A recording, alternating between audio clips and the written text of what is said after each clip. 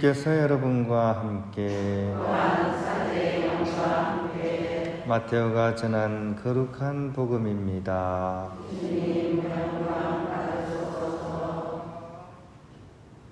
그때 예수님께서 제자들에게 말씀하셨다.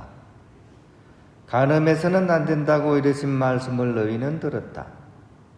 그러나 나는 너희에게 말한다. 음욕을 품고 여자를 바라보는 자는 누구나 이미 마음으로 그 여자와 간음한 것이다.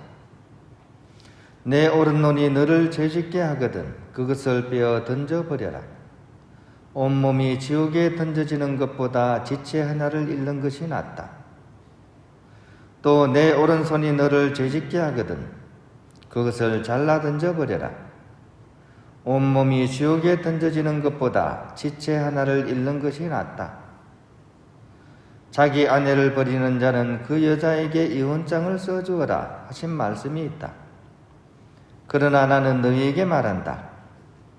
불륜을 저지른 경우를 제외하고 아내를 버리는 자는 누구나 그 여자가 간음하게 만드는 것이다. 또 버림받은 여자와 혼인하는 자도 간음하는 것이다. 주님의 말씀입니다. 예수님 가르침이 참 쉬우면서도 또 한편으로는 참 어렵기도 해요. 그죠? 어제는 막 이렇게 미운 사람을 용서하라 그런데 그 얼마나 힘든 일입니까? 그죠? 그런 얘기를 하시더니만 오늘은 한술 더 떠요. 오늘은 죄를 짓게 하거든 그것을 잘라버려라, 던져버려라. 여인을 보고 음욕을 품는 사람 눈을 빼 던져버려라 이렇게 얘기합니다. 우째야 좋습니까 이거? 아니 건강한 남자가 그 예쁜 여자를 보면 그 음욕이 안 생길 수가 없죠. 그죠? 그렇지 않습니까? 저만 그런가요? 아, 이게 여성분이 많아서 그런가 보다. 우리 형제님들 어떻습니까? 그죠? 건강한 때, 젊을 때 예쁜 여자를 보면 음욕이 생기는 게 자연의 이치 아닐까요? 근데 예수님께서는 눈을 빼버리라 그러니까 얼마나 무섭습니까? 아이고 무서워라. 요즘 이렇게 말씀하시면 성당 다닐 사람 아무도 없을 겁니다. 그죠? 왜 이렇게 무서운 얘기를 하시는지.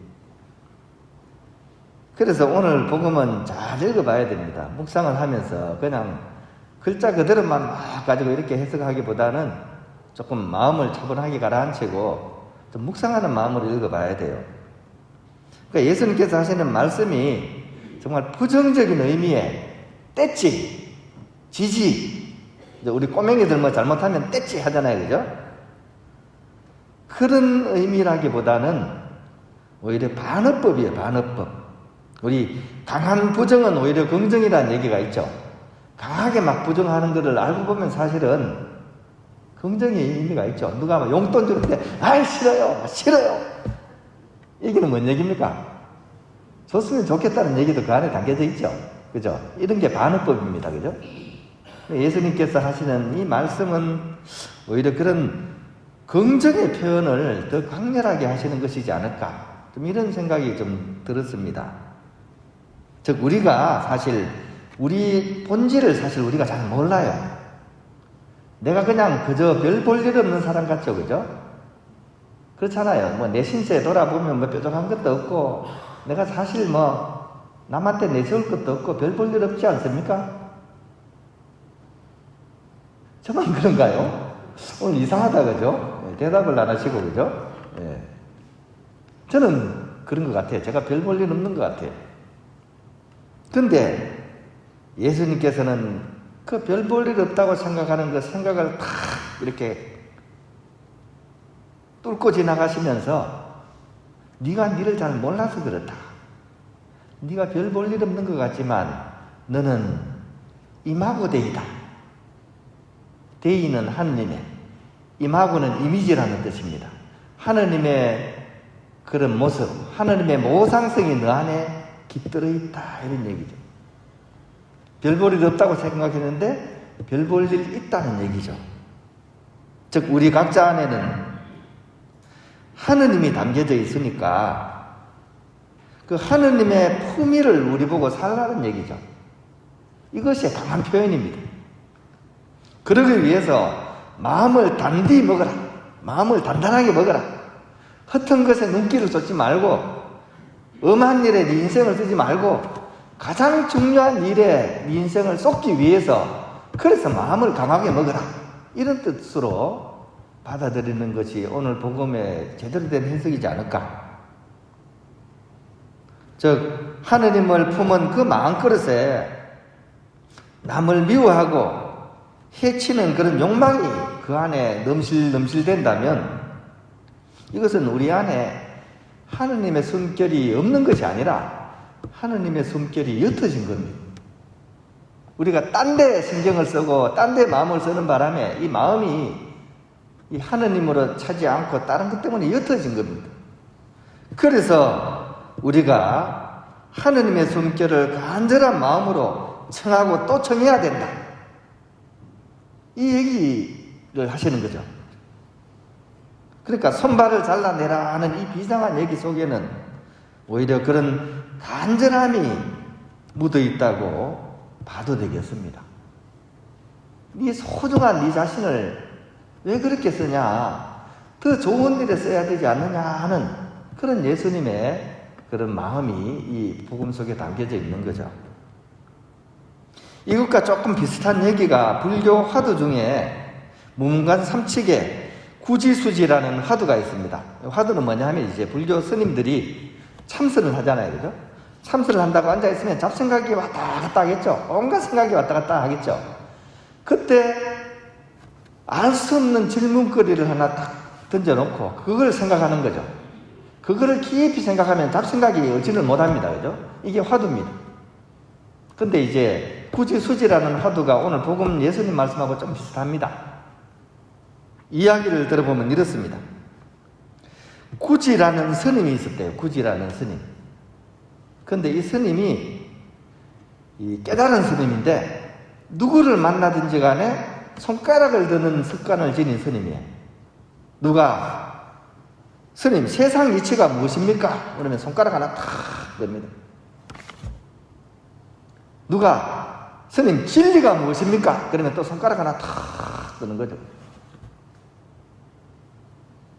우리도 한번 볼까요? 여러분 진리가 무엇입니까?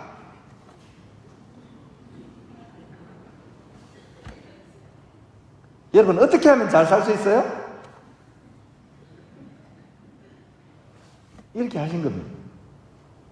이거를 누가 제일 많이 봤을까요? 이 구지 스님을 이 옆에서 모시는 동자선 꼬마 스님이 늘 그 장면을 봐온 거예요. 그러니까 이걸 완전히 익혔겠죠, 그죠? 때마침 그날 구지 스님이 그 외출을 나갔어요. 근데 그 스님을 찾아서 어떤 손님이 온 거예요. 손님이 와가지고. 그래가지고 동자성한테 물어봤죠, 그죠? 스님 어디 가시냐? 외출하셨습니다. 아, 그러면 어떡하지? 다음에 와야 되나? 그러니까, 아, 말씀하세요. 제가 다 알려드릴게요. 그래도 좀 의아심이 생겼지만, 그래도 한번, 그래, 그렇다면, 자, 내가 이렇게 부처님의 불법을 알고 싶은데, 불법이 과연 뭐냐? 동자성이 뭐라 그랬을까요? 시작. 이래 한 거죠. 그러고 나서 이제 저녁이 됐습니다. 이 소문이 이제 나버린 거죠. 이 소문을 이제 구지 스님이 들었습니다. 그래가지고 동자성을 탁 불러가지고 호통을 치면서 그죠? 네가 그 낮에 손님이 왔는데 네가 어떻게 했는지 해봐라. 얘기를 좀 해봐라. 그러니까 이제 자초지종을 얘기하죠. 그 스님도 안 계시고 그래서 그 스님이 저한테 묻더라고요. 그래가지고 제가 늘 배운 대로 스님도 똑같은 거 할 거 아니에요. 그래서 제가 이랬지요. 그 순간에 이 구지 스님이 칼을 딱 빼내가지고 손가락을 딱 잘라버려요. 동자성이 막 손가락에 잘려가 피가 막 나니까 울며 불며 막 아프니까 막 뛰쳐가잖아요. 그때 구지 스님이 동자야 하면서 동자야 막 울면서 가다가 뒤를 딱 돌아보니까 스님이 웃으면서 손가락을 하나 탁 듭니다. 이때 동자성이 큰 깨달음을 얻습니다. 그래서 이 화두가 뭐냐? 왜 그러면 이걸 보고 동자승이 깨달았냐 하는 것이 이 화두의 핵심입니다. 우리하고 좀 비슷하죠, 그죠? 자, 왜 예수님께서 눈을 빼라 그랬는지, 왜 팔을 잘라라 그랬는지, 그죠?